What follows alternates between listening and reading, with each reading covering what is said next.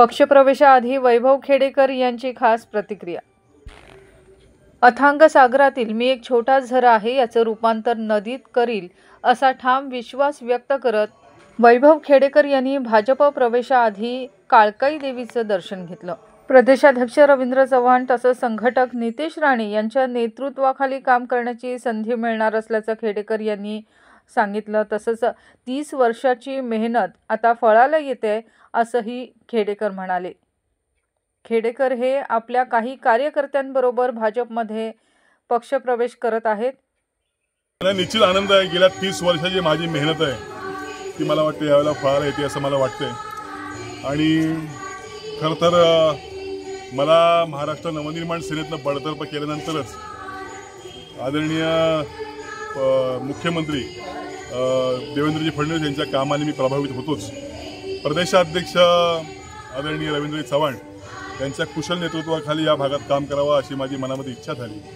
त्याचप्रमाणे खंबीर पाठबळ असलेले आमच्या या देशाचे, आमच्या या भागाचे, कोकणाचे कुशल संघटक आदरणीय नितेशजी राणे यांचं पाठबळ असल्यामुळे माझे सगळेच कार्यकर्ते आज आम्ही भारतीय जनता पार्टीमध्ये अधिकृतरित्या पक्षप्रवेश करतो।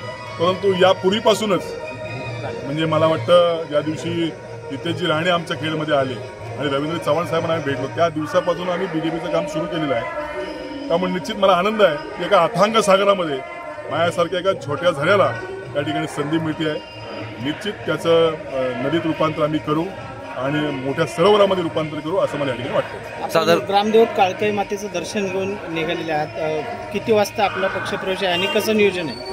दुपारी साधारणतः 2 वाजता टायमिंग आहे, 3 वाजेपर्यंत आमचा पक्षप्रवेश होईल। परंतु ही एक औपचारिकता आहे।